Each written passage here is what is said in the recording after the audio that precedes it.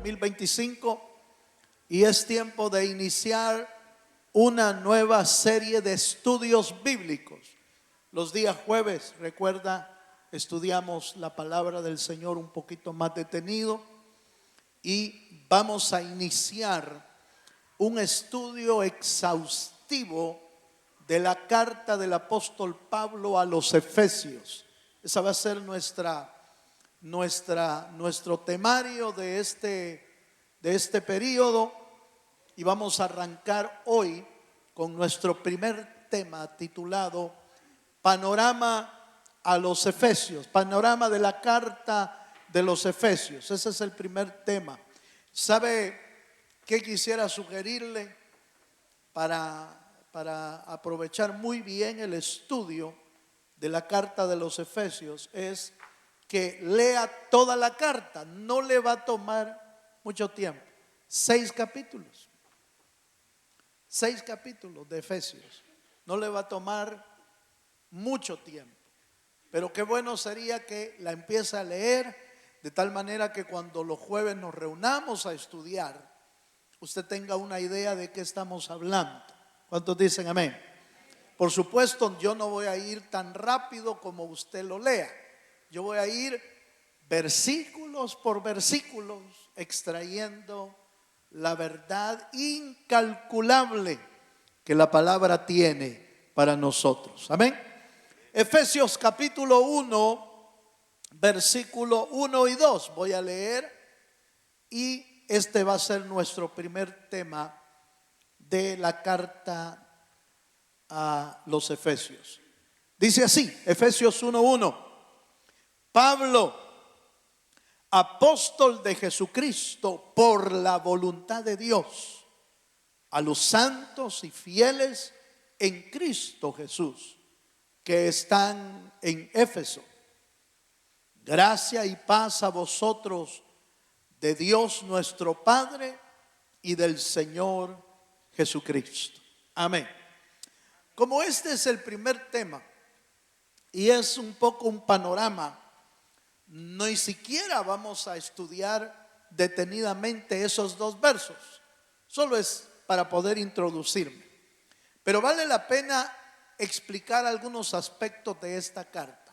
Lo primero que debe de saber es que esta carta es llamada entre las 4 epístolas llamadas las epístolas de la cautividad.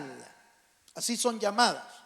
O las epístolas de las prisiones. ¿Por qué? Porque mientras el apóstol Pablo estuvo preso en Roma, se recuerda que lo vimos en el libro de los Hechos, mientras el apóstol Pablo estuvo preso en Roma, escribió 4 cartas. Desde ahí, él escribió muchas más, pero desde la prisión escribió 4 cartas. Efesios, a los Filipenses, a Colosenses y a Filemón. Esas son las 4 cartas. Vuelvo a repetirlo: Efesios, Filipenses, Colosenses y Filemón. Esas 4 cartas fueron escritas por el apóstol Pablo estando preso. ¿Cuánto tiempo se cree que estuvo preso el apóstol Pablo? 2 años. 2 años en Roma. Ya en la última etapa de su vida, probablemente estuvo entre el año 60 y 62 después de Cristo. Recuerde que Pablo es posterior a la época de Jesús. Jesús murió, resucitó y Pablo no conoció al Señor Jesús. De hecho, Pablo no fue un discípulo de Jesús.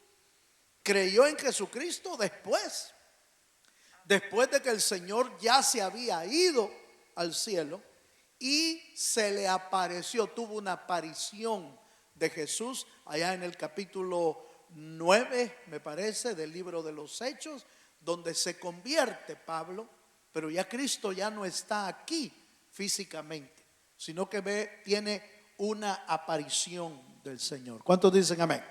Entonces aquí hay varios aspectos. Mire, primero, que el libro de Efesios es una carta entre las llamadas las cartas de la cautividad o las cartas de las prisiones. 4 cartas. El propósito de esta carta es muy importante. El propósito y el pensamiento del apóstol era establecer la verdad de Dios a los efesios. ¿Por qué? Porque obviamente ya vamos a ver que Efesios tenía en su cultura, en su religión, metido en el corazón otros dioses.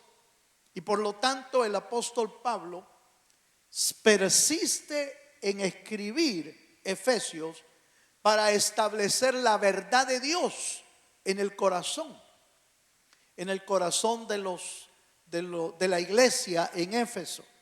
Algunos estudiosos le llaman a esta carta también una teología resumida de la iglesia, porque en esos seis capítulos el apóstol Pablo habla de la iglesia como parte teológica, pero en una manera resumida. Imagínese usted en 6 capítulos hablar grandes verdades de la iglesia de Dios.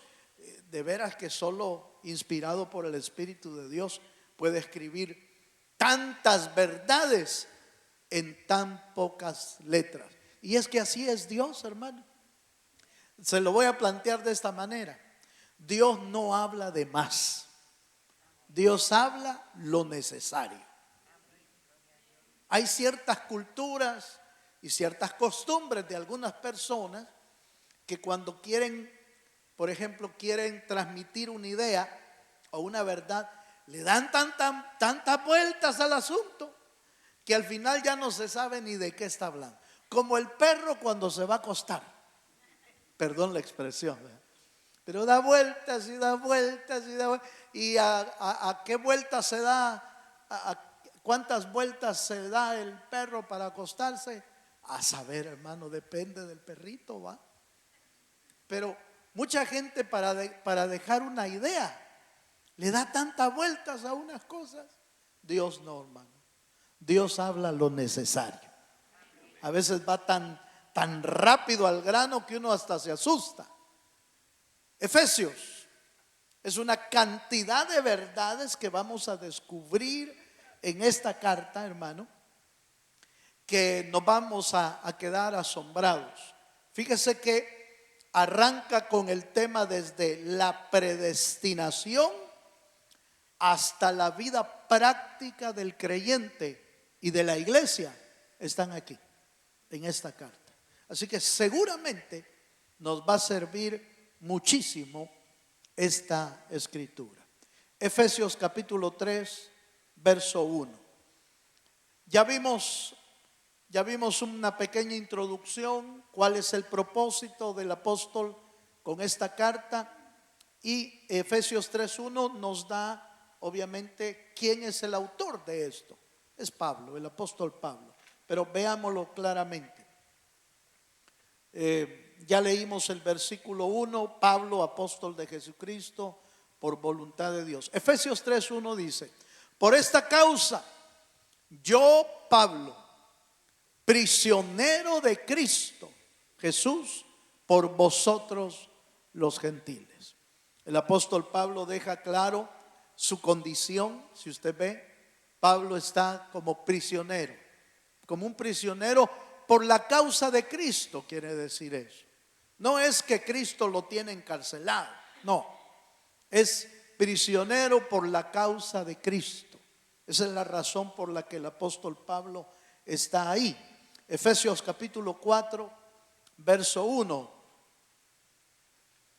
Entonces, ¿quién es el autor de esta carta? El apóstol Pablo, lo vemos con claridad. 4:1 dice: yo pues, preso en el Señor, os ruego que andéis como es digno de la vocación con que fuisteis llamados. En los 3 versos que voy a leer, ya leímos 2, 3:1, 4:1, Pablo deja en claro la condición en que él se encuentra, que es la cárcel y preso. Mire lo que dice Efesios capítulo 6, versículo 20. Solo estamos dando un panorama, así que no le quiera encontrar un punto especial a este tema. Es un panorama de toda la carta. Efesios 6:20 dice: por el cual soy embajador en cadenas, dice. Mire, en cadenas. Él está dejando claro, miren, esta es mi condición real. Pero la palabra de Dios nunca está presa. La palabra de Dios nunca tiene cadenas. La palabra de Dios vuela con libertad. ¿Cuántos dicen amén? Yo creo que, bueno, usted recuerda que en ese tiempo la forma más directa o la forma más práctica de poder enviar un mensaje era a través de cartas, ¿verdad? Hoy no, hoy hay muchas otras formas prácticas, pero en ese tiempo era a través de cartas, y hermanos que lo llevaban a ver les encomendaba: llévenme esta carta a los Efesios, llévenme esta carta a los Filipenses, llévenme esta carta a los Colosenses, llévenme esta carta a Filemón. Las 4 cartas que envió a Filemón, esa sí fue exclusiva para una persona, pero tiene una enseñanza de iglesia, por supuesto. ¿Cuántos dicen amén, hermano? Pablo, o el apóstol Pablo, estuvo por lo menos en 3 ocasiones en Éfeso, por lo menos en 3. Eso lo dice la escritura.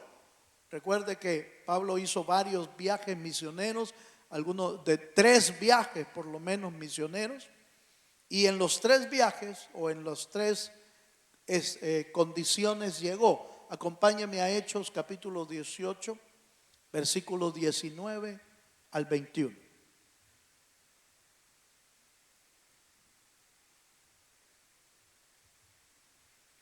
Hechos capítulo 18, versos 19 al 21.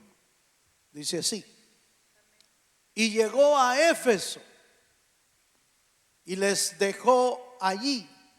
Entrando en la sinagoga, discutía con los judíos, los cuales le rogaban que se quedase con ellos por más tiempo, mas no accedió, sino que se despidió de ellos diciendo: es necesario que en todo caso yo guarde en Jerusalén la fiesta que viene, pero otra vez volveré a vosotros si Dios quiere. Y zarpó de Éfeso. ¿Cuántos dicen amén? Entonces aquí vemos la primera visita del apóstol. Pablo empezó a tener una relación con la iglesia, y esa relación obviamente era de enseñanza, de aprendizaje, de apertura. Usted recuerda que el apóstol Pablo está contado entre los más grandes misioneros de la obra de Dios, porque Pablo llegaba a un lugar y algo sucedía, a menos que Dios le dijera: no entres aquí, porque también sucedía eso. El Espíritu del Señor lo detenía a veces y le decía: no, a este lugar no entres, a este no.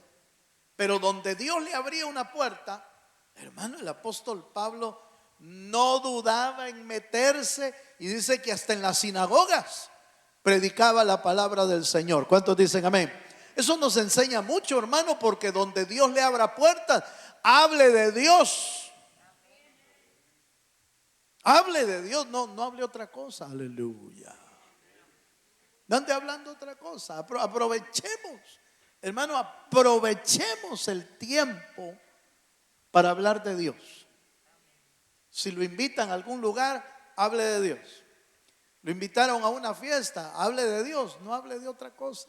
Bueno, sí puede hablar de otra cosa, no voy a decirle que toda la visita que haga solo va a hablar de Dios. Puede hablar de otra cosa, pero aproveche la oportunidad de dejar una semilla de Dios, una palabra de Dios que ayude a alguien, que fortalezca a alguien, que convierta a alguien, que fortalezca la vida de alguien. Y Pablo era un hombre así, hermano. Donde él llegaba, hablaba algo que servía para la edificación de alguna persona. Amén, hermano. Esa es la primera visita, pero vemos en Hechos 19:10 una segunda visita a Éfeso, y por eso la primera visita como que fue algo rápida, digo algo rápida, 3 meses. Aleluya. Tal vez una visita de 3 meses no es poco. Yo recuerdo que mi primera, quiero ver, sí, creo que fue el primero. El primer envío a abrir una obra fue de 3 meses, allá por Ecuador. 3 meses me mandaron por allá y a abrir la obra, y gracias al Señor, el Señor fue fiel porque Él abrió la puerta y mucha gente se convirtió. Ya le he contado esa historia, cómo el Señor hizo que en esa visita hubiera una erupción volcánica.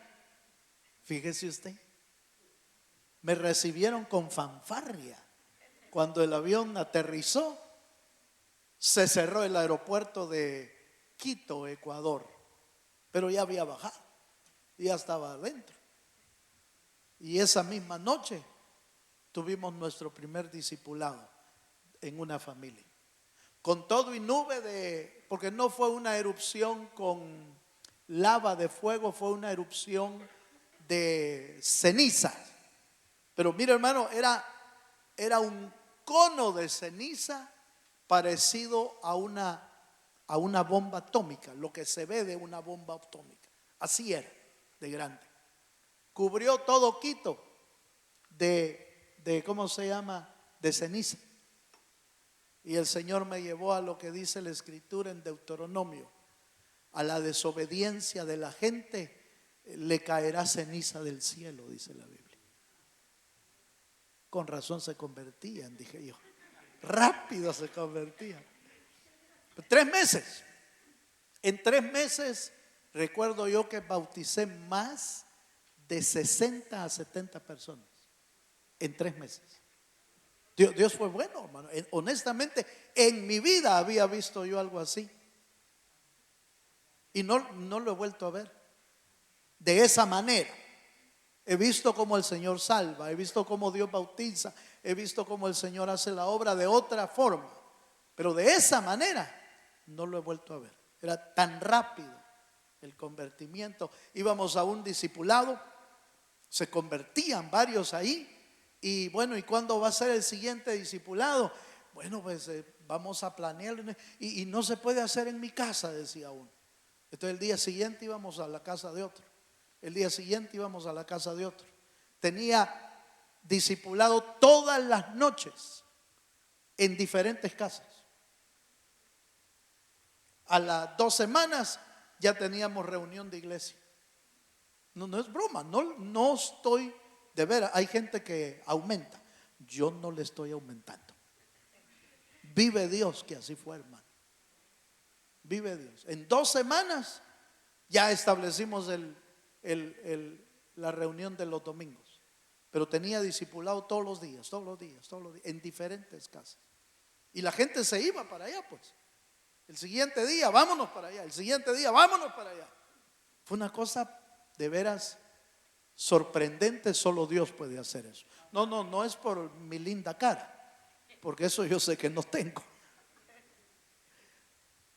Pero cuando Dios está en el asunto, no hay quien pueda pararlo, hermano. Dele un fuerte aplauso al Señor.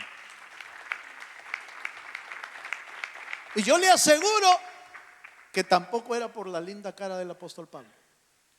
Se lo aseguro porque algunos lo menospreciaron. Algunos hablaron mal del apóstol Pablo y lo menospreciaron. A la verdad, dice la Escritura, ahí lo busca usted, no tengo el versículo ahorita, pero del apóstol Pablo decían: a la verdad la apariencia del apóstol es menospreciable. Así lo dice. Pero la palabra que tiene, decía, es poderosa. Entonces lo que convierte al alma no es la apariencia de nadie, es el poder del Espíritu de Dios y su palabra. Ese es que convierte a las personas. Vaya. Entonces la primera visita fueron 3 meses. La segunda, mire, Hechos capítulo 19, verso 10, dice: posteriormente Pablo, estoy en el 19, 10, vamos a ver, ahí es, ¿verdad? Dice: así continuó por espacio de 2 años. Esta es la segunda visita. De manera que todos los que habitaban en Asia, judíos y griegos, oyeron la palabra del Señor Jesús. En esta ocasión se quedó 2 años. Es que las visitas del apóstol eran tremendas. 2 años, 3 meses, 6 meses. Él andaba haciendo la obra de Dios por todos lados. Esta es la segunda visita. En esta visita el apóstol consideró que Éfeso era una de las iglesias que necesitaba enseñar y compartir, y se quedó 2 años ahí. Y la última visita la encontramos en Hechos 20, en el versículo 16. Mire esto. Ahí vemos la última visita, que por cierto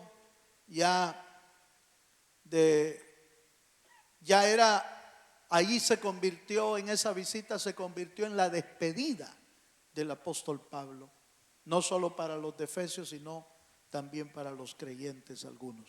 Dice, verso 16: porque Pablo se había propuesto pasar de largo a Éfeso, esa es la tercera visita, para no detenerse en Asia, pues se apresuraba por estar el día del Pentecostés, si le fuese posible, en Jerusalén. Enviando pues desde Mileto a Éfeso, hizo llamar a los ancianos de la iglesia. Cuando vinieron a él, les dijo: vosotros sabéis que me he comportado entre vosotros todo el tiempo, desde el primer día que entré en Asia, sirviendo al Señor con toda humildad, con muchas lágrimas y pruebas que me han venido por la acechanza de los judíos. Y da toda una lista de lo que había vivido el apóstol Pablo. Esta es considerada la tercera visita y última en la que el apóstol Pablo visita a Éfeso, y prácticamente es su despedida por ahí. Pero quiero que usted note que el apóstol Pablo le ponía a las iglesias un profundo sentir de aprecio, porque para él la obra de Dios era una de las cosas más importantes de su vida, y por supuesto de Dios, ¿verdad? Entonces le ponía mucho aprecio el apóstol Pablo a la obra de Dios, como usted y yo debemos de ponerle, por ejemplo, a lo que Dios nos ha puesto a cuidar. A veces es nuestra casa, a veces es algún puesto en la iglesia, algún servicio en la obra. Póngale el aprecio que se merece, hermano. Lo que Dios ha puesto en sus manos merece cuidarse. ¿Cuántos dicen amén? Amén. Si Dios ha puesto una familia en sus manos, merece cuidarse. Si Dios le ha puesto hijos en sus manos, merece cuidarse. Le ha puesto inclusive los bienes que Dios le ha puesto, aunque no quiero ir a los bienes porque podría parecer que le ponemos demasiada importancia a los bienes. No, me refiero a los bienes, me refiero a ser un buen administrador de lo que Dios le da. A eso me refiero. No a que le ponga tanto amor al carro que compró que ya no vino al culto. Aleluya. Es que le tengo que cambiar las llantas a la troca, dicen los hermanos. Entonces ya no puedo ir. No tanto para eso.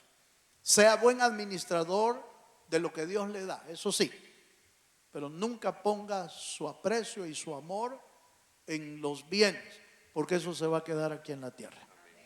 Pero si le han dado servicio, si le han dado un don para servir, ese sí cuídelo con todo su corazón, porque le van a pedir cuentas de lo que hizo con ese don. Amén, hermano. Mire lo que dice. Voy a volver a leer la última parte, el versículo 19, me parece. Hechos 20, 19, si lo pones de nuevo. El verso 19 dice: sirviendo al Señor. Mire lo que dice: sirviendo al Señor con toda humildad y con muchas lágrimas, y pruebas que me han venido. Voy a quedarme hasta ahí. Pero ahí hay tres cosas importantes.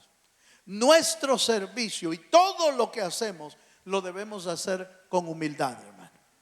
No, aquí no es nuestro servicio para ser visto. Nuestro servicio no es para ganar popularidad. Nuestro servicio no es para que nos vean, no es para recibir recompensas en la tierra. Nuestro servicio es para alabar y adorar al Rey de Reyes, que se lo merece todo. Para eso es nuestro servicio. Para que Dios sea glorificado. ¿Y por qué con humildad? Porque la humildad es la contraparte del ego. Porque el ego es el que siempre busca ser alabado, o ser aplaudido, o ser reconocido, o ser levantado. Entonces, cuando eliminamos el ego de nuestra vida y permitimos que la humildad de Cristo se manifieste en nosotros, eso va a ser agradable a Dios.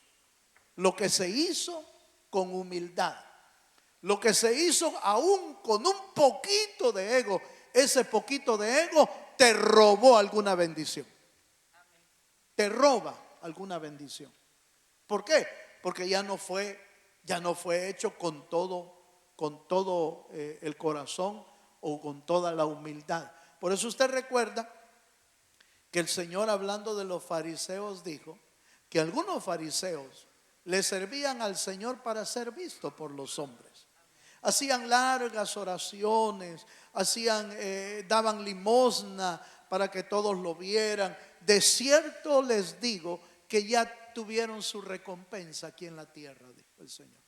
Cuando la gente los aplaude, cuando la gente los exalta, entonces de cierto les digo que ya tuvieron su recompensa aquí, pero allá no tienen nada. Entonces, ¿para qué? ¿Para qué quiere ser recompensado aquí si la recompensa de allá es mayor? ¿Cuántos dicen amén, amén? Entonces, por eso nuestro servicio debe de ser con humildad. Pero el segundo elemento que dice el versículo, dice con muchas lágrimas. Estas lágrimas pueden ser ocasionadas de dos formas. Las lágrimas de amor que se hace cuando uno le sirve al Señor, pero también las lágrimas que padece uno en medio del sufrimiento. Por eso la Biblia, cuando habla de los que van sembrando, se recuerda que dice que los que van sembrando ¿cómo, hermano?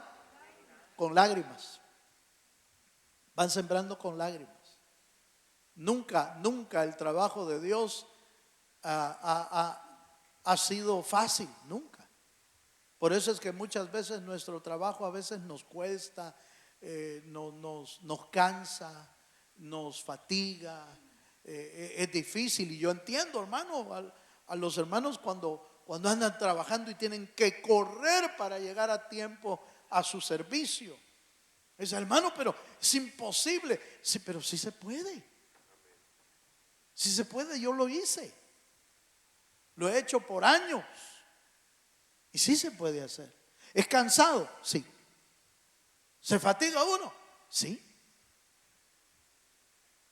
Pero le agrada al Señor cuando lo hacemos así.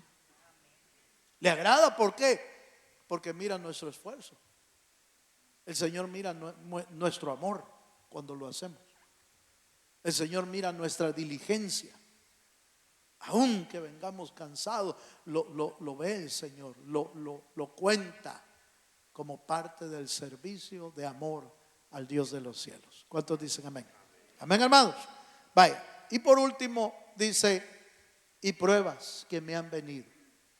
Al Señor no se le sirve solo cuando no tiene pruebas uno. Al Señor se le sirve en todo tiempo. Con pruebas y sin pruebas, como decía aquel canto, ¿va? En las luchas y en las pruebas, así dice la canción, ¿va? El coro. En las luchas y en las pruebas, la iglesia, ¿qué dice? Así es la vida del creyente. No hay ningún canto que yo haya oído que la iglesia solo camina en alfombra roja. No hay canciones que digan así. No hay canciones que digan la iglesia camina cuando es color de rosa. No lo dice. No lo dice porque no es bíblico. Pero que la iglesia avanza cuando está en pruebas, sí lo dice. La Biblia dice que los creyentes eran perseguidos y eran acusados y eran metidos en la cárcel, y la iglesia, hermano, y la iglesia persistía en oración en medio de las pruebas. Persistía en la predicación en medio de las pruebas. Hermano, persistía en el canto y en la adoración en medio de las pruebas. Eso sí lo dice. Entonces la vida cristiana no es fácil. No es fácil. Por eso a veces hay lágrimas y hay pruebas. Pero por eso el apóstol Pablo también dice que la gloria venidera, la gloria postrera, no se compara, hermano, con lo que hoy estamos sufriendo. Esta leve tribulación, dice, no es comparada con la gloria que ha de venir. Dele un fuerte aplauso al Dios de los cielos. Vaya, sigamos.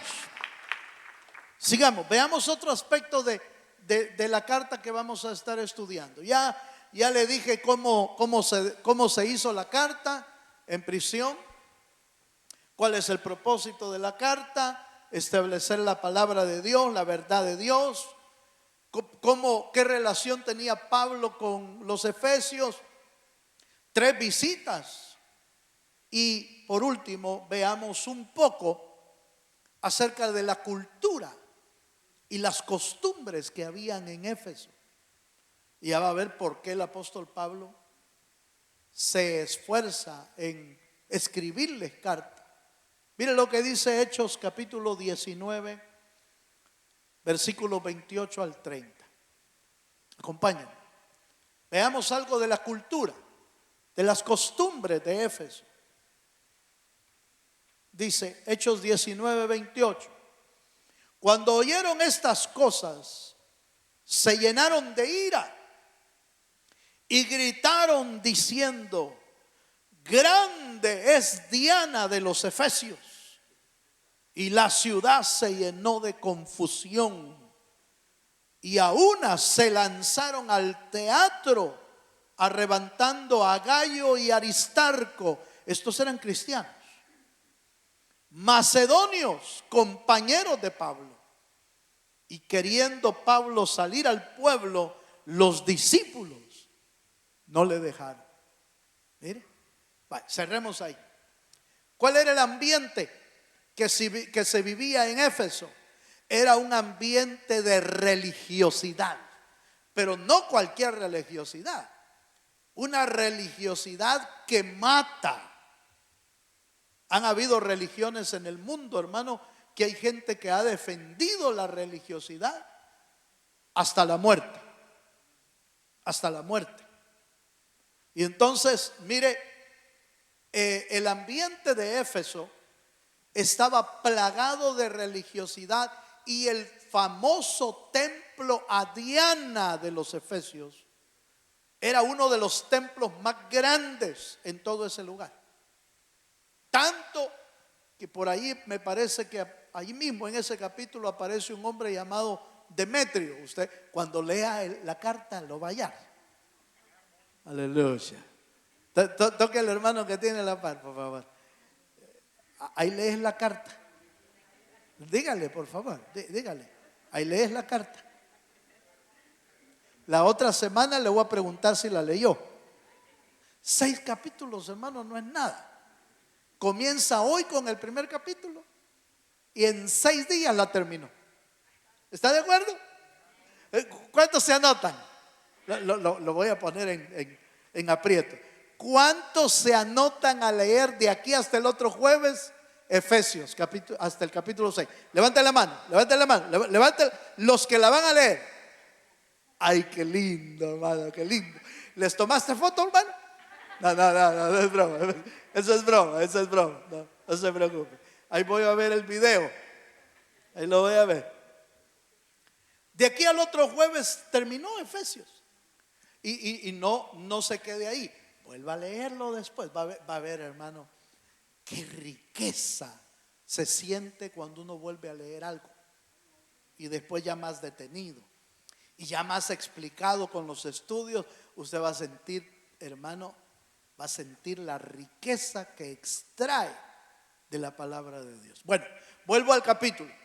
Ahí había un hombre, me parece, llamado Demetrio, que sintió que la predicación del apóstol Pablo había llevado grandes pérdidas, porque al convertirse las personas a Cristo, dejaban de practicar la religiosidad. Y entre la religiosidad siempre hay gran lucro y gran venta. Sí, es que los religiosos siempre han usado la religión para vender algo.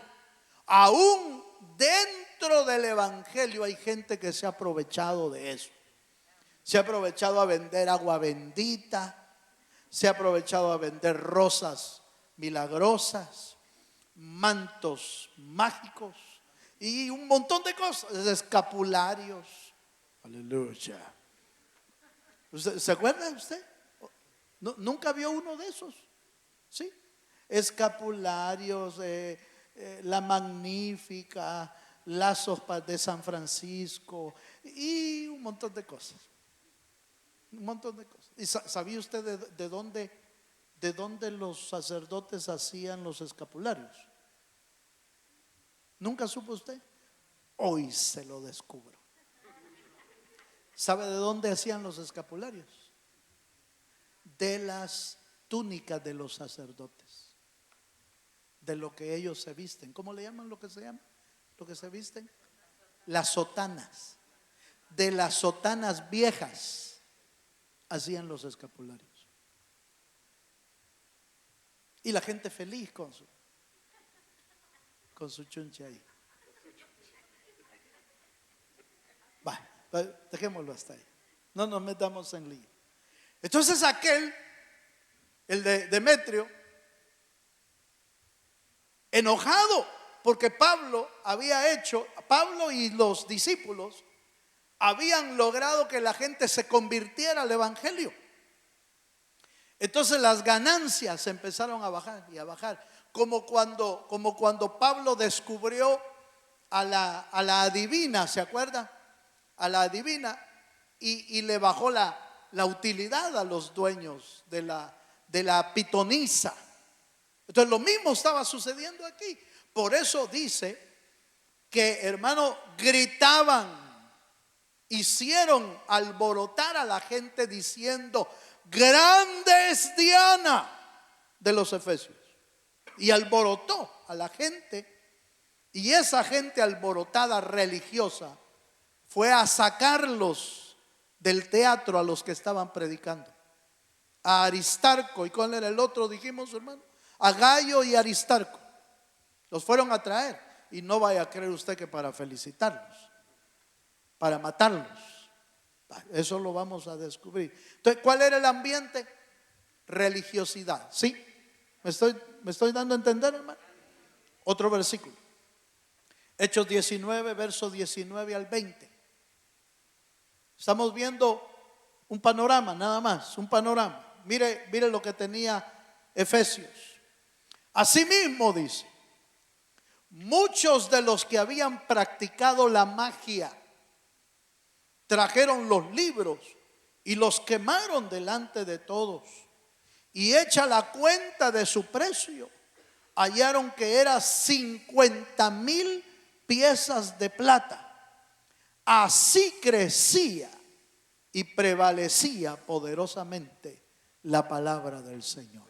¿Cuál era el ambiente de Éfeso? Religiosidad, el templo de Diana, ventas, pero además había una profunda práctica de la magia. Eso quiere decir de la hechicería y de la brujería. Eso había ahí en Éfeso. hechicería, brujería y magia. Y los que se convirtieron, dice, sacaron, dice, los que habían practicado la magia, sacaron los libros y los quemaron. 150,000 piezas de plata. No me tomé el tiempo para hacer el cálculo de cuánto hubiera sido hoy el valor de lo que quemaron.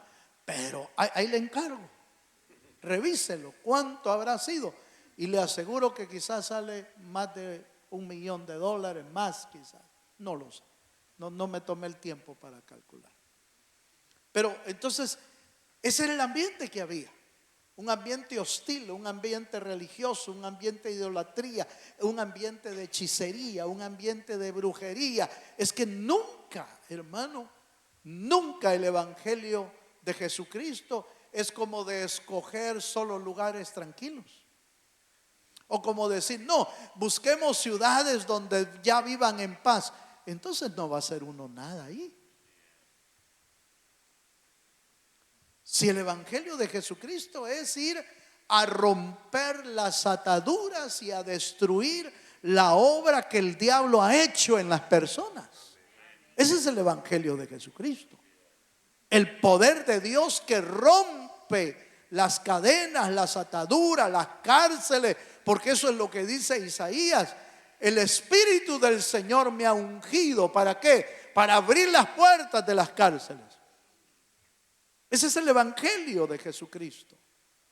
Y eso es lo que está haciendo Pablo en Éfeso. Y por último, Primera de Corintios 15:32. Voy a cerrar con este pasaje. Estamos hablando de los ambientes, la cultura, religiosidad, idolatría, hechicería, brujería.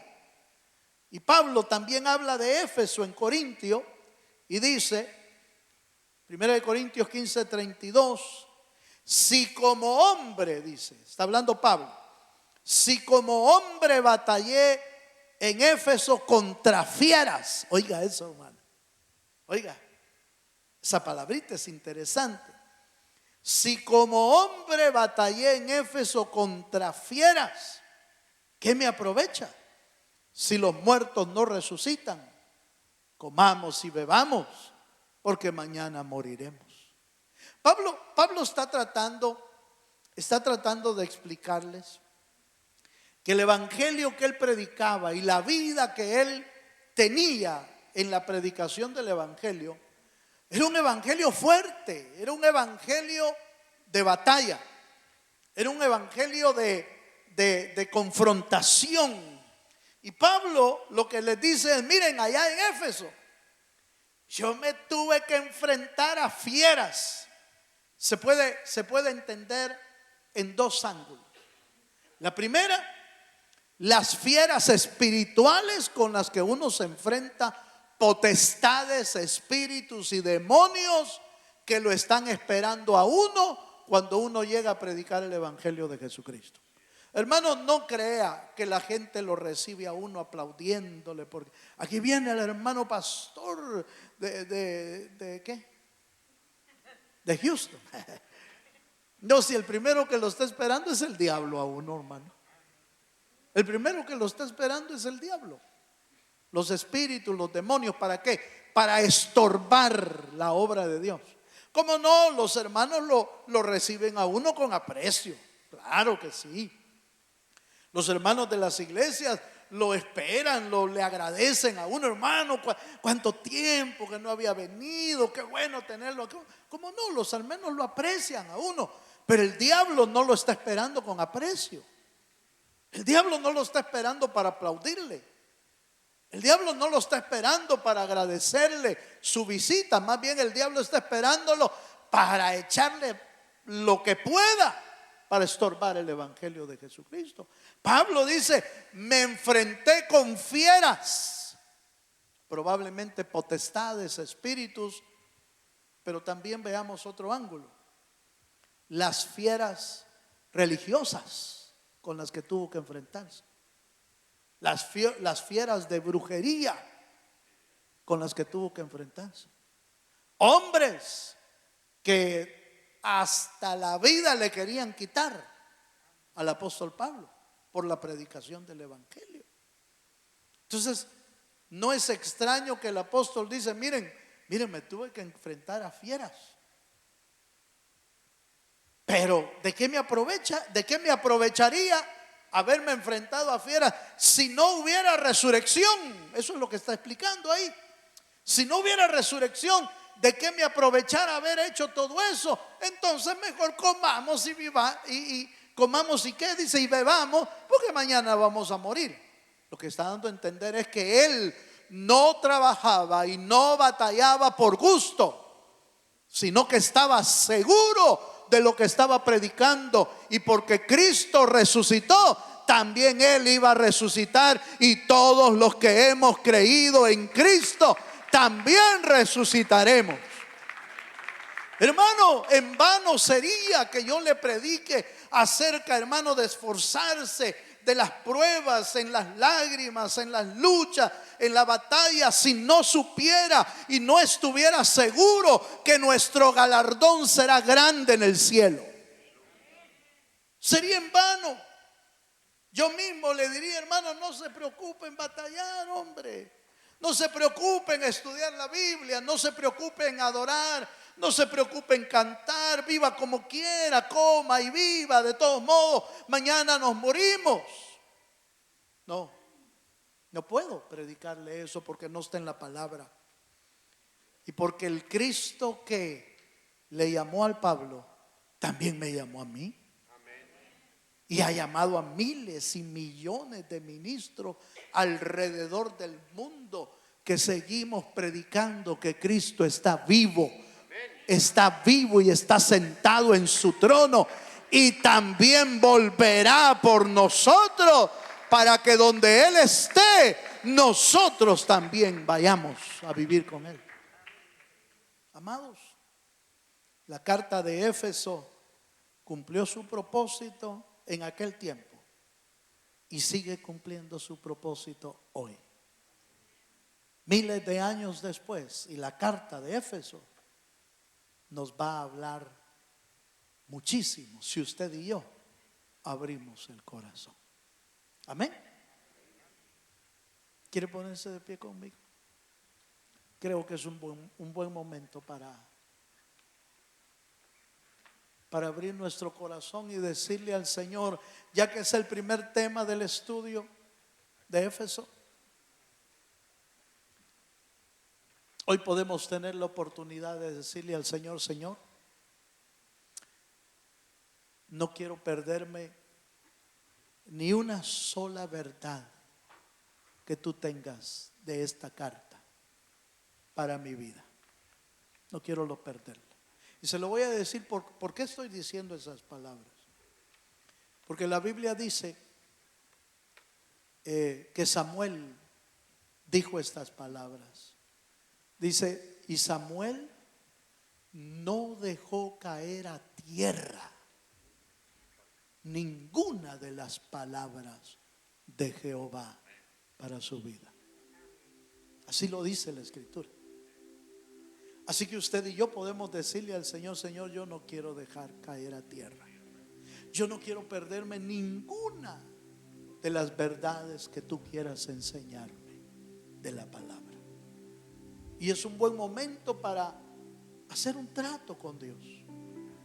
Hacer un trato. Ya arrancamos el 2025. Vamos a arrancar una nueva serie de estudios. ¿Por qué no comenzar diciéndole: Señor, no me quiero perder ni una verdad tuya escrita en mi corazón? ¿Quiere venirse adelante a decírselo? Véngase. Venga a hacer tratos con Dios.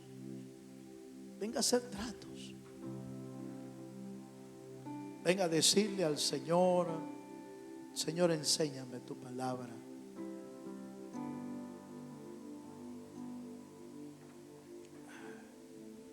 Aleluya. Enséñanos tu palabra, enséñanos tu verdad. Enséñanos la palabra que tú tengas preparada para nosotros. Que tu palabra sea viva y eficaz. Que tu palabra penetre hasta lo profundo de nuestro corazón. Que no seamos de los que botan la palabra, sino de los que practican tu palabra, Señor. No queremos ser oidores olvidadizos, sino oidores que guardan tu palabra, Señor. Padre, en el nombre de Jesús, venimos a hacer una oración conscientes de lo que estamos orando y deseosos de que tú puedas escribir en las telas de nuestro corazón palabras de vida, verdades de vida, que hagan, Señor, una obra maravillosa en nuestro interior. Escribe tu palabra, llénanos de tu palabra, en el nombre de Jesús, en el nombre de Jesús. Hable con Dios, hermano.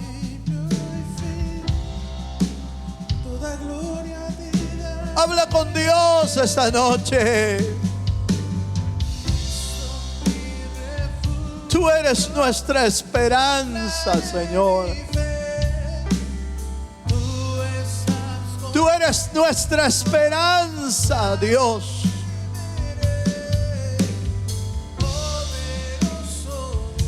Háblanos con tu palabra. Habla que tus siervos oyen. Habla que tu pueblo oye, Señor.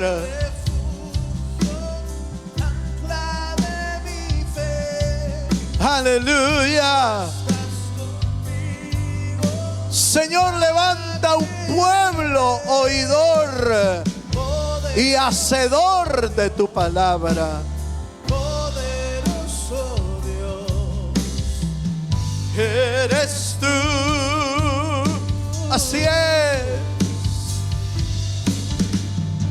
Cristo mi refugio, ancla de mi fe. Sí, Señor. Tú estás conmigo, nada temeré. Poderoso Dios, poderoso Dios. Así es, Señor. Eres tú. Sí, Jesús. Cristo mi refugio, ancla de mi fe. Te bendecimos. Nada temeré. Poderoso Dios. Poderoso eres tú, Señor. ¿Quieres levantar un momento tus manos al cielo? Levanta tus manos al Señor. Padre, aquí estamos, Señor, parte de tu pueblo. Pero los que estamos, queremos tomar esta noche decisiones y acciones en nuestra vida para entender mejor tu palabra. Háblanos a través de esta carta, Señor. Háblanos como lo hiciste con los de Efesios. Háblanos. Háblanos a través de tu palabra. Háblanos a través de tu espíritu. Háblanos a través de tu palabra viva y eficaz. Queremos ser un pueblo que recibe tu palabra y que no la deja caer a tierra, como lo hizo Samuel, Señor. Gracias, Padre. Gracias por tu fidelidad y por tu amor. Así sea, Señor, lo que hoy estamos proponiendo en nuestro corazón. Gracias, Señor amado. Te bendecimos. Te bendecimos, Señor. Y te damos a ti la honra y la gloria por los siglos de los siglos. Bendice a tu pueblo, Señor, en esta noche. En el nombre de Jesús. Amén y amén. Sí, Señor. Dele un fuerte aplauso